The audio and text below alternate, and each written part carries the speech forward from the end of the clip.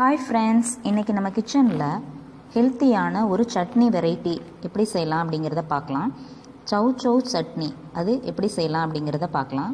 இதுக்காக ஒரு சவ் சவ் எடுத்துர்க்கேங்க. அத தோலை சீவிட்டு பொடி பொடியா கட் பண்ணி எடுத்து வச்சிருக்கேன். 5-6 எனக்கு கருவேப்பிலை எடுத்துர்க்கேங்க. 2 தக்காளி பொடியா கட் பண்ணி வச்சிருக்கேன். பூண்டு பற்கள் ஒரு 5-6 எடுத்துர்க்கேன். 3 பச்சை மிளகாய் எடுத்துர்க்கேன். தேவையான உப்பு, எண்ணெய், கடுகு உளுந்தம் பருப்பு, கருவேப்பிலை எடுத்துர்க்கேன். கடாயை அடுப்பில் வச்சுட்டு எண்ணெய் ஊற்றிக்கலாம். அடுப்பை சிம்மில் வச்சுருக்கேன். பூண்டு பற்கள், பச்சை மிளகாய் இதெல்லாம் சேர்த்துக்கலாம்.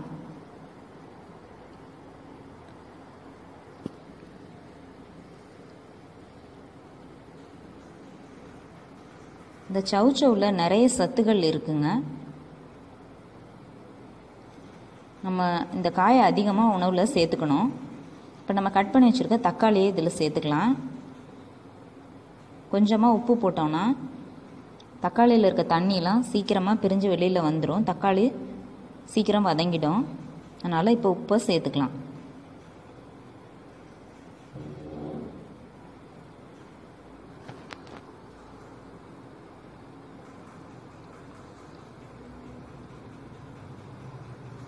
ஹீமோகுளோபினை அதிகரிக்கணும் அப்படின்னு நினைக்கிறவங்க இந்த சவ் சவ்வை அதிக அளவு சேர்த்துக்கணும் அப்படின்னு டாக்டர்ஸ் சொல்கிறாங்க.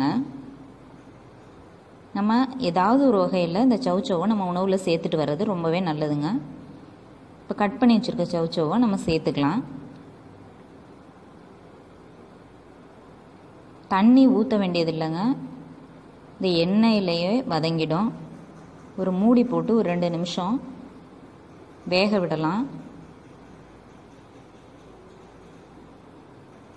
இப்போ கொஞ்சம் பாருங்கள், நிறம் மாறி இருக்கு. இப்போ நம்ம எடுத்து வச்சுருக்க கருவேப்பிலையும் போட்டு லேசாக ஒரு வதக்கிக்கலாம்.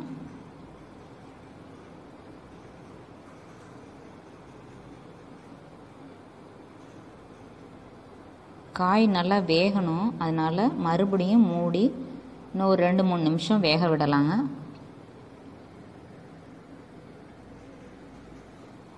இப்போ காயிலேருந்து எண்ணெய் பிரிஞ்சு வந்துடுச்சு. காய் வெந்துடுச்சு. அடுப்பை ஆஃப் பண்ணிவிட்டு ஆறின உடனே நம்ம மிக்ஸி கப்பில் போட்டு அரைச்சிடலாம். இப்போ சட்னி அரைச்சிட்டு எடுத்துகிட்டு வந்தாச்சுங்க. இப்போ தாளிச்சிடலாம்.